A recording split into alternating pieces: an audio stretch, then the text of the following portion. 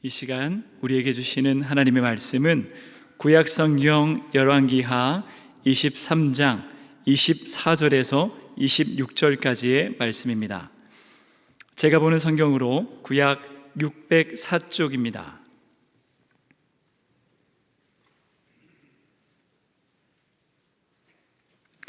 하나님의 말씀을 봉독하겠습니다. 요시야가 또 유다 땅과 예루살렘에 보이는 신접한 자와 점쟁이와 드라빔과 우상과 모든 가증한 것을 다 제거하였으니 이는 대제사장 힐기야가 여호와의 성전에서 발견한 책에 기록된 율법의 말씀을 이루려 함이라. 요시야와 같이 마음을 다하며 뜻을 다하며 힘을 다하여 모세의 모든 율법을 따라 여호와께로 돌이킨 왕은 요시야 전에도 없었고 후에도 그와 같은 자가 없었더라. 그러나 여호와께서 유다를 향하여 내리신 그 크게 타오르는 진노를 돌이키지 아니하셨으니 이는 므낫세가 여호와를 경노하게 한 그 모든 경노 때문이라. 아멘. 신앙인들에게 성서 인물 가운데 누굴 가장 존경합니까? 질문을 하면 그 중에서 꼭 뽑히는 한 사람은 단연 다니엘일 것입니다. 그도 그럴 것이 다니엘은 유혹이 가득하고 시험이 가득하고 죄악 가득한 그 시대의 상황 가운데서도 꿋꿋하게 믿음 잃지 않고 정결하고 아름답고 고귀한 믿음을 지켜나아간 사람이기 때문입니다. 그런데 여러분들은 그렇지 않으셨어요? 다니엘을 읽으면 읽을수록 참 이해되지 않는 마음이 들게 됩니다. 왜 그렇습니까? 죄악 가득하여서 나라가 멸망하였던 그 시대에 신앙이 증발하고 하나님의 무서운 심판이 매섭게 휘몰아치던 그때에 우상 숭배가 난무하고 하나님의 치심으로 인해서 나라 잃고 고향 잃고 모든 자유 빼앗겨 노예로 짐승처럼 질질 끌려와 살던 그 처절한 시대에 하나님의 이름은 온데간데 없이 증발하였고 예배는 끊어졌고 신앙교육은 이루어지지 않았고 더 이상 하나님을 노래하는 찬양 소리가 그친 그 시대에 어떻게 그 순결하고 위대한 신앙을 고백한 청소년들이 있을 수 있을까요? 도리어 나라 잃고 꿈을 잃어버렸다고 하여서 그 청소년들이 하늘을 향해서 하나님이 계시냐고, 하나님 살아계신 것 맞냐고, 우리를 사랑하시는 것 맞냐고 그렇게 불을 토하듯 토하는 것이 당연한 모습 아니겠습니까? 그럼에도 어떻게 도리어 자신의 생명을 담보로 내걸고 믿음을 꿋꿋하게 선택하는 청소년들이 있을 수 있을까요? 어떻게 나라가 무너진 그 시대 가운데서 아름다운 신앙을 지키는 다음 세대가 있을 수 있었던 것일까요? 우리가 이 질문에 대한 대답을 찾기를 바란다면 우리는 다니엘이 살고 있었던 그 시대를 아주 면밀하고 샅샅이 살펴보아야 합니다. 그러므로 오늘 우리에게 주시는 이 귀한 말씀을 통하여서 죄악 가득하여 소망 메말라가는 이 시대 가운데, 영적 기근을 겪고 있는 이 시대 가운데 저와 여러분이 다니엘과 같은 믿음을 갖게 되기를 간절히 바랍니다. 그리고 계속해서 다니엘과 같은 다음 세대를 세워 나아가는 저와 여러분들이 다 되시기를 간절히 바랍니다. 다니엘이 태어나 자라던 남유다 그 나라는 정말 죄악이 가득하여서 가장 어두운 시대였다라고 말할 수밖에 없습니다. 너무 어두워서 작고 가느다란 소망의 빛샘도 없는 암흑의 때였습니다. 신앙은 부패할 대로 부패하였고 썩을 대로 썩어서 신앙은 아주 값싸고 하찮게 여겨졌던 시대였습니다. 남유다는 오랫동안 죄악과 우상 숭배가 만연하여서 하나님이 아니라 우상을 온통 사랑하는 사람들이 가득한 시대에 아하스라고 하는 왕이 있었죠. 그리고 그의 아들로 히스기야라고 하는 작은 빛이 남유다에 들이 비쳤지만 그 역시 하나님의 은혜로 얻게 된 15년의 은혜를 받았음에도 그 역시 타락하여 남유다는 계속해서 죄악의 늪에 빠져들기 시작했습니다. 그렇게 미지근한 신앙의 시대에 태어나 히스기야 다음으로 왕이 된 사람이 므낫세입니다. 그는 종교다원주의자였습니다. 그는 북이스라엘을 멸망시켰던 아수르를 너무 두려워한 나머지 아수르 왕을 섬기며 나라를 부강하게 할 수만 있다면 이 세상 온갖 우상들을 다 수입하여서 하나님의 성전에 가증한 우상 제단 만들어 놓고 하나님과 함께 우상을 섬겼던 사람이 바로 므낫세 왕입니다. 히스기야 때 주전 722년경 아수르를 하나님께서 도구로 삼으셔서 북이스라엘을 멸망시키셨던 이유는 그 멸망을 보고 남유다만이라도 자신의 죄악을 발견하고 하나님 앞에 무릎 꿇고 회개하여 그 나라를 회복시키고자 하셨던 자식을 향한 애끓는 그 마음이 그 심판 안에 가득하였습니다. 그럼에도 불구하고 므낫세는 더 극심한 우상 숭배에 매달렸고 하나님은 다시 한 번 더 다음 세대를 살리기 위해서라도 심판의 봉을 드셨습니다. 열왕기하 24장 3절 말씀입니다.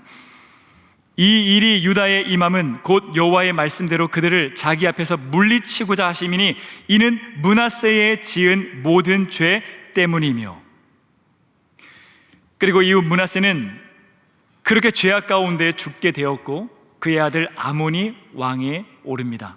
그러나 아비를 쏙 빼닮은 죄악의 삶으로 인하여서 신하들에게 시해를 당하죠. 그리고 죄와 부패의 범람 가운데에 부랴부랴 왕 위에 세운 그 사람 누굽니까? 그렇죠, 8세의 어린이였던 요시야 왕이었습니다. 성서는 그를 두고 다윗의 길을 걸었던 사람이라고 평가합니다. 요시야가 그럴 수 있었던 것은 오늘 말씀에서와 같이 요시야에겐 태초부터 영원까지 조금도 변함없는 하나님의 말씀을 그가 소유했기 때문입니다. 요시야는 므낫세와 아몬 시대에 여호와 신앙 말살 정책으로 인해서 하나님의 말씀이 소실될까 봐 숨겨두었던 하나님의 말씀을 요시야는 발견하게 되었고 그 하나님의 말씀에 자신의 인생을 내걸었습니다. 그리고 그 말씀에 나라의 미래까지 내걸게 되었습니다. 그리고 그 말씀으로 자신의 인생과 나라를 재해석하기 시작했죠. 그래서 이 마지막 때에 하나님께서 자신에게 부여하신 그 부르심은 무엇이냐, 나에게 주신 사명은 무엇이냐, 이 나라를 회복하게 하기 위해서는 무엇을 해야 하느냐, 그는 자신의 부르심을 찾았습니다. 그리고 단행한 것이 그 아름다운 종교 개혁입니다. 그런데 가슴 미어지는 것은 무엇입니까? 그렇게 힘다해 열정다해 개혁했건만 하나님은 요시야에게 이렇게 말씀하셨죠. 열왕기하 23장 26절 말씀을 함께 읽겠습니다. 시작. 그러나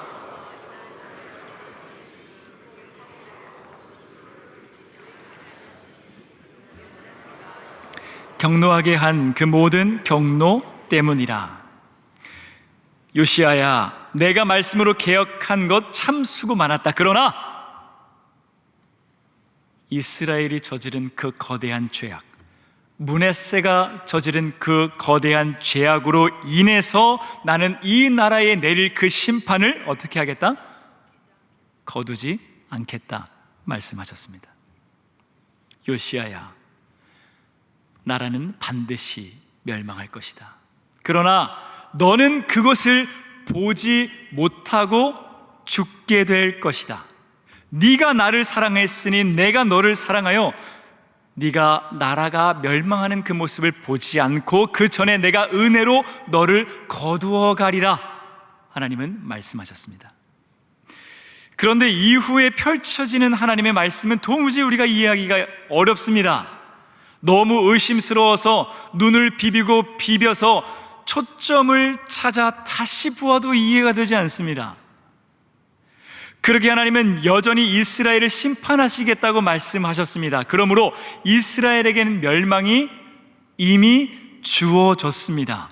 그럼에도 불구하고 요시야는 이후로도 여전히 초지일관으로 종교개혁을 단행해 나아갔습니다. 그 말은 무엇입니까? 하나님의 초지일관의 심판도 요시야가 하나님을 향한 초지일관의 사랑을 막을 수는 없었다는 말씀입니다. 이 개혁의 길 끝에는 반드시 나라가 멸망하는 실패의 늪이 주어졌음에도 어떻게 요시야는 자기가 단행하였던 그 개혁의 그 칼날을 놓지 않을 수 있었을까요? 왜냐하면 요시야의 개혁의 끝은 자신의 삶의 끝이 아니었기 때문입니다. 요시야는 이 나라는 반드시 멸망한다는 사실을 잘 알고 있었지만 그가 개혁의 팔을 늘어뜨리지 않았던 것은 그의 개혁의 칼끝은 자신의 죽음을 넘어서 이 나라가 멸망하고 백성들이 포로로 끌려가는 그때까지 개혁의 칼날이 다 있었기 때문입니다. 그는 이렇게 말한 것입니다. 그래, 이 나라는 반드시 망할 것이다. 그러나 나는 그 멸망을 보지 않고 죽게 될 것이다. 그래서 나는 평안히 하나님의 나라에 들어가게 될 것이다. 그러나 내가 살아 숨쉬는 한 영혼이라도 더 하나님을 가르치리라. 내가 살아 숨쉬는 한 영혼이라도 더 구원하리라. 한 가정이라도 더 하나님을 전하리라. 그래서 내가 죽어도, 내가 이 세상에 존재하지 않아도 한 영혼이라도 더 하나님의 그 이름을 부르게 하고 더 하나님을 알게 하고 더 하나님의 사랑을 깨닫게 하여서 내가 이 세상의 이름이 사라진다 할지라도 하나님의 이름이 이 땅 가운데 여전히 거할 수 있는 그 나라를 나는 만들리라 라고 그는 각오했던 것입니다. 그렇습니다. 요시야는 나라가 망할 것을 알면서도 나라를 사랑하여서, 다음 세대를 사랑하여서, 하나님을 사랑하여서 울고 계신 하나님과 함께 울며 개혁을 한 것입니다. 그는 예정된 하나님의 나라의 멸망으로 인한 그 슬픔으로 눈시울 위에 눈물 덩이를 그렁그렁 맺혀놓고 눈이 오나 비가 오나 전쟁이 일어나나 울면서 하나님의 사랑 가르치고 하나님을 심었습니다. 그리고 하나님의 탈을 쓴 우상을, 세속의 가치를 철폐하는 개혁의 삶을 살아갔습니다. 그리고 이내 하나님께서 그를 사랑하사 39살이라고 하는 젊은 나이에 그의 영혼을 거두어 가시어 그의 영혼은 전장의 이슬로 사라졌습니다.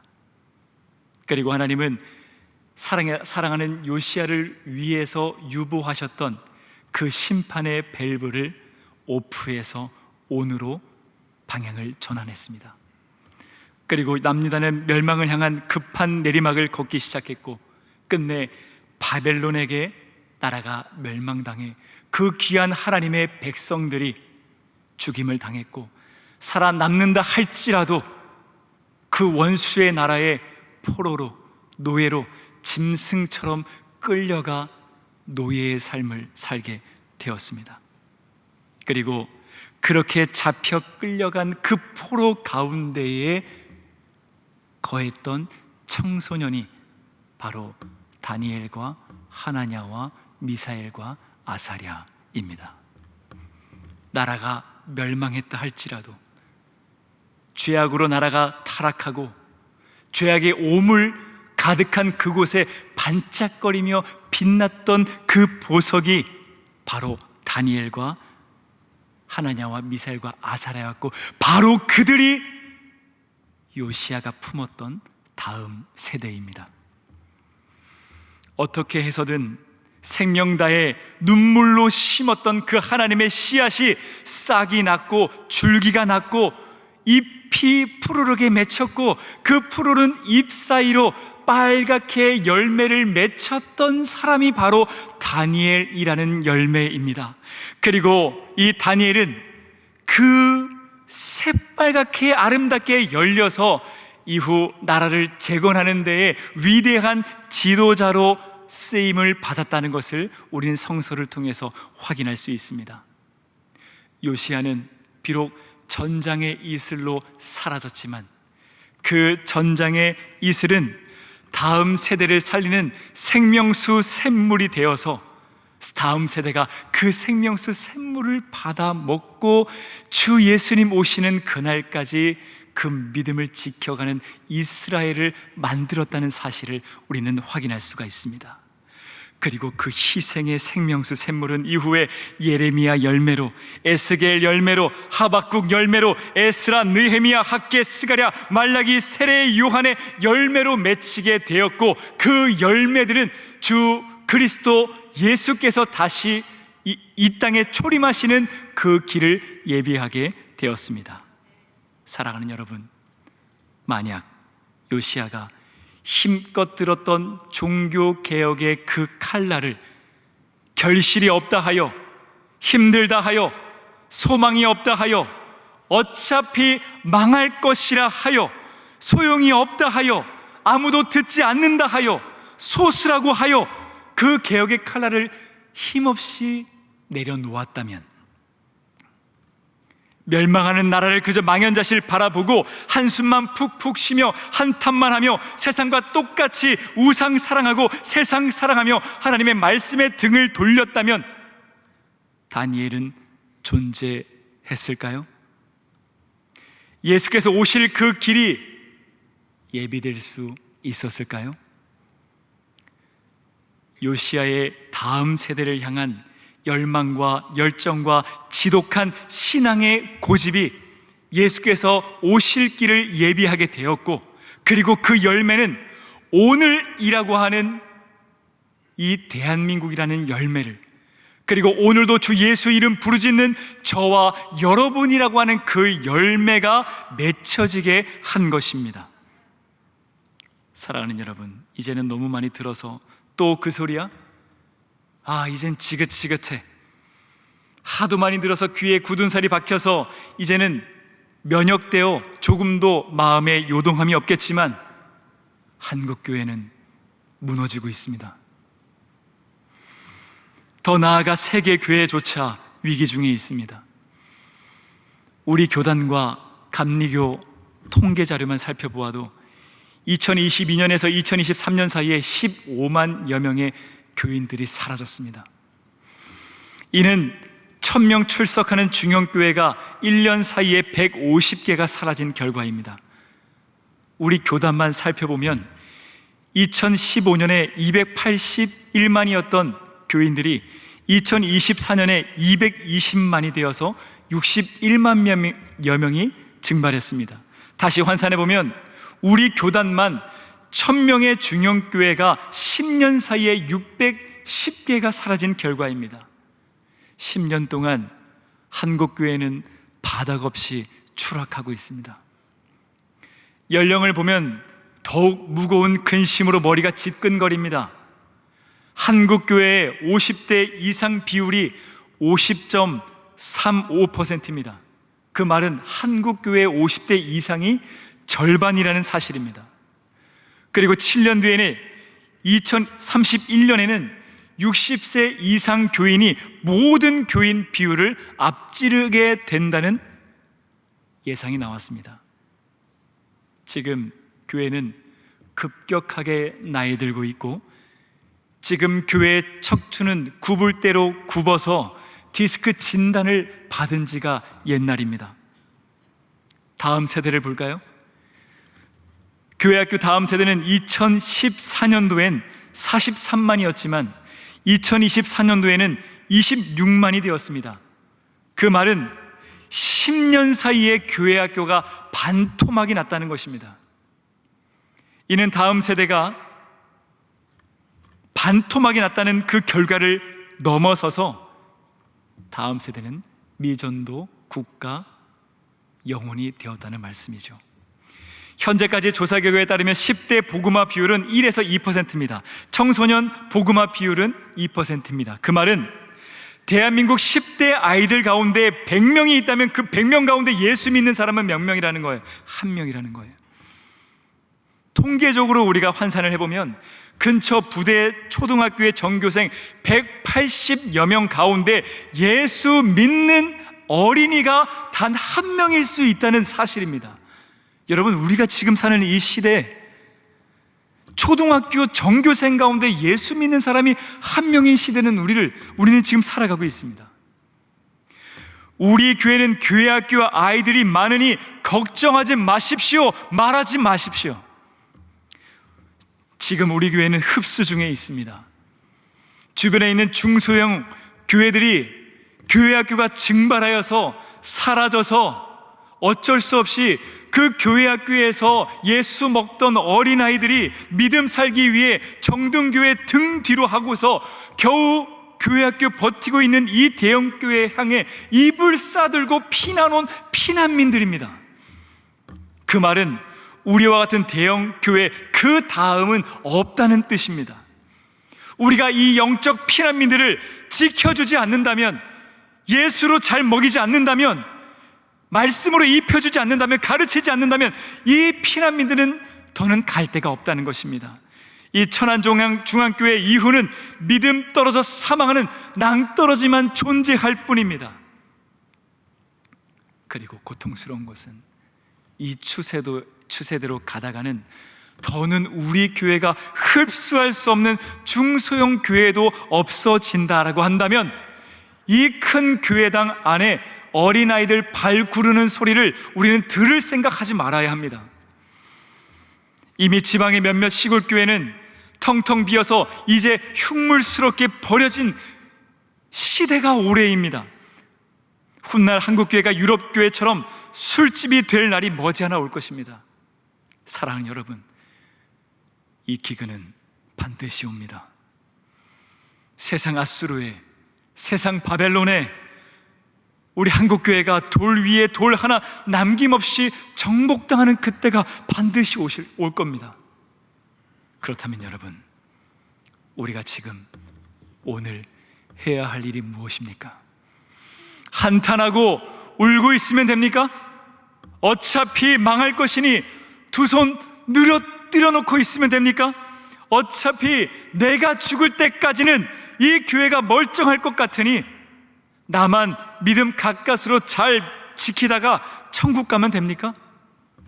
만약 그렇다면 천국에서 예수님께서 여러분들에게 무엇라 말씀하시겠습니까? 그래, 너만 믿음 잘 지켰으니 참 잘했다 말씀하실까요? 제가 장례 설교 때 자주 하는 하늘 소망의 말씀은 이것입니다. 여러분, 우리는 예수 믿기 때문에 죽음 이후에 하나님 나라는 하늘, 천국, 이상가족 상봉의 순간이 될 것입니다. 그거죠. 예수 믿으니 예수 품 안에서 천국에서 그토록 보고 싶었던 그 가족들을 다시 만나는 그 은혜 가득한, 그 감격 가득한 이상가족이 하나님 나라에서 펼쳐질 것이죠. 이 얼마나 우리의 가슴을 뛰게 만들고 감사의 고백이 절로 나오는 은혜입니까? 그렇다면 여러분, 우린 반대의 입장을 공포스럽지만 두렵지만 생각해야 합니다. 천국에서 그토록 사랑하는 가족을 기다렸건만 아무도 오지 않는다면, 천국은 천국인데 눈물 가득한 천국이라면 어찌하시겠습니까? 우리 딸이 와야 하는데, 우리 아들이 와야 하는데, 우리 손주들이 와야 하는데, 정신 빼고 휘달려도 수백 번 눈을 씻고 찾아봐도 아니야, 아직 못 찾은 거야, 못 본 곳이 있을 거야, 다시 보면 확인할 수 있을 거야, 정신 똑똑히 차리면 다시 볼 수 있을 거야 했는데 찾지 못하면 어떡하실 거예요? 그래서 그 자리에 주저앉아 후회와 통곡의 눈물 흘리며 땅을 치며 고통하는 그 순간이 우리에게 찾아오면 어떻게 할 것입니까? 여러분들의 자녀의 믿음은 안녕하십니까? 여러분들의 손주들의 믿음은 안녕하십니까? 잠시 후 천사장 나팔 부는 그 소리와 함께 우리 주님 다시 오신다라고 한다면 여러분들의 자녀, 여러분들의 손주 천국에서 다시 볼 수 있는 확신이 있으신가요? 사랑하는 믿음의 선배 여러분, 한국교회에 부흥 가득한 화창한 향기 가득한 그 봄날의 그 은혜를 여러분들에게 허락하신 이유가 무엇인가요? 전쟁 폐허된 이 나라에 예수 믿게 하시고 다시 오지 않을 그 행복을, 그 즐거움을 교회 안에서 누리며 하하호 찬양하는 그 은혜를 주신 이유가 무엇입니까? 선포되는 말씀마다 교회 떠나가라 아멘 아멘 하며 기쁜 말을 길 없어 눈물로 손들며 다 드립니다, 나를 사용하여 주옵소서 울음 충만하며 기도 드렸던 그 봄날의 그 은혜를 여러분들에게 주신 이유가 무엇일까요? 예수 위에 땀 흘려 일하고 힘써 교회 세우며 눈물 가득하게 은혜 가득하게 예배드리는, 힘써 주를 위해 일하는 싱그러운 여름에 그 은혜를 주신 이유가 무엇입니까? 지금까지 지내온 건 모든 것이 주의 은혜라, 모든 것이 은혜, 모든 것이 다 은혜입니다 노래하며 은혜의 수확물 풍성하여서 배곰지 않고 은혜 배부르다 노래하며 선선한 가을바람 누리는 그 은혜를 여러분들에게 주신 이유가 무엇인가요? 나만 은혜 배부르라고, 그땐 그랬지, 그땐 좋았지, 나 때는 말이야 추억 곱씹으라고 그 은혜를 여러분들에게 주신 것입니까? 교회가 어렵습니다. 봉사자가 없습니다. 구역장이 없습니다. 권찰이 없습니다. 교회학교 교사가 없습니다. 교회학교가 사라져갑니다. 교회는 큰데 사역자가 없습니다. 다음 세대가 죽어갑니다. 함께 일합시다. 함께 가르칩시다. 함께 기도합시다. 함께 예수 전합시다. 선포하여도 나 때까지는 교회 무너지지 않을 것이니 누군가는 할 거야, 젊은 애들이 해야지 나는 아니야, 손살에 치라고 그 거대하신 다시 없을 대한민국의 부흥의 그 은혜, 그 감격을 여러분들에게 하나님께서 허락해 주신 것일까요? 사랑하는 여러분, 제발 눈을 뜨십시오. 겨울이 오고 있습니다. 겨울을 알리는 스산한 찬바람이 우리의 뺨을 스친 지가 오래입니다. 교회 곳곳에 이 찬바람이 불어닥치고 있습니다. 하나님께서 여러분들에게 부흥의 은혜를 주신 이유는 단 하나입니다.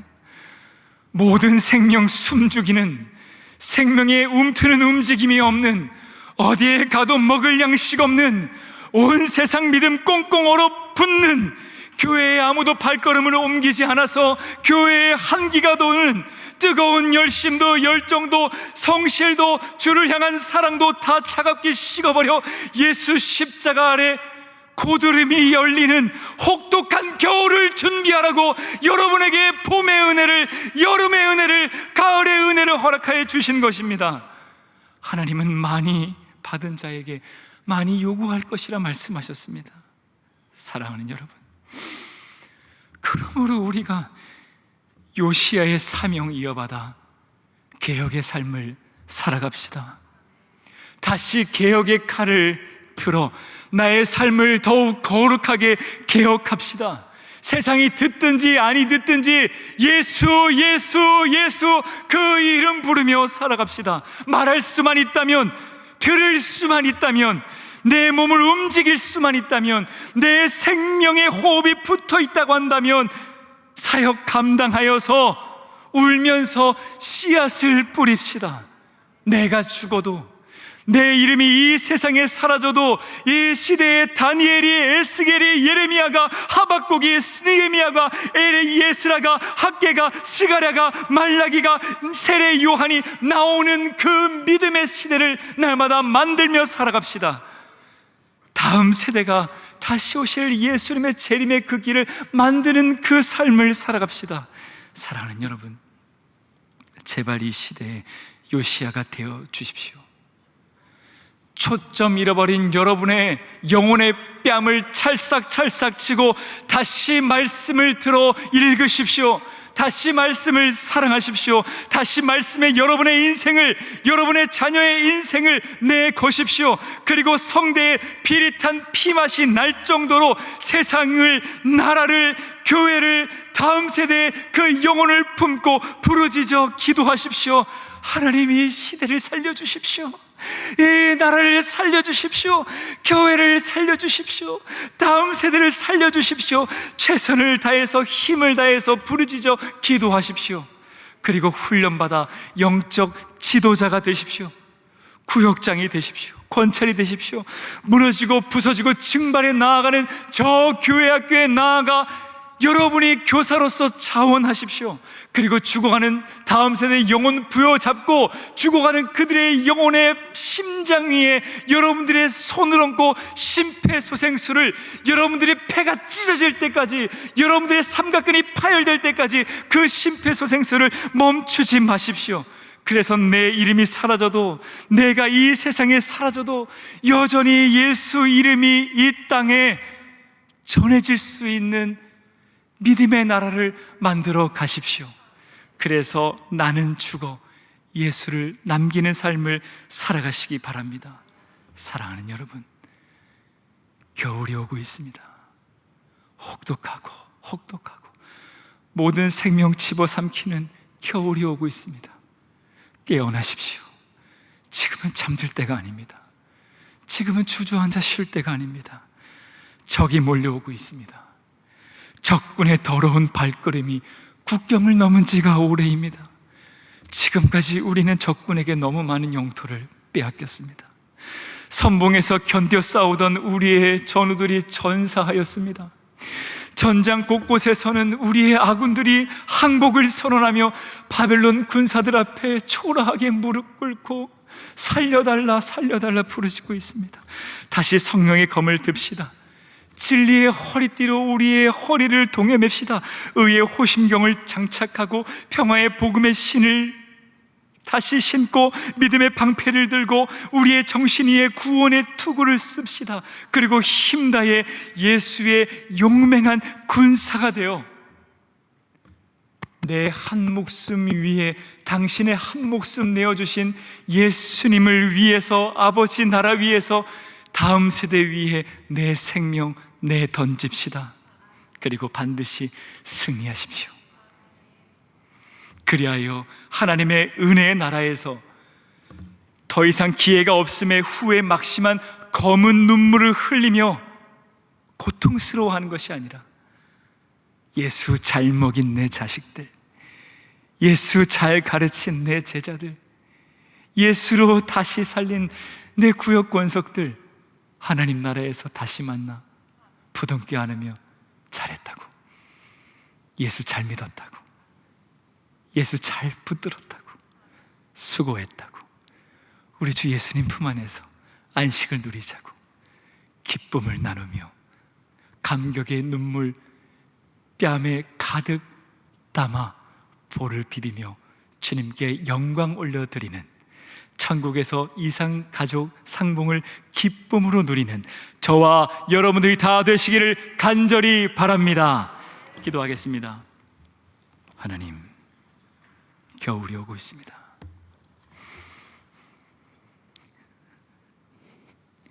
우리를 깨워주시옵소서. 우리를 깨워주시옵소서.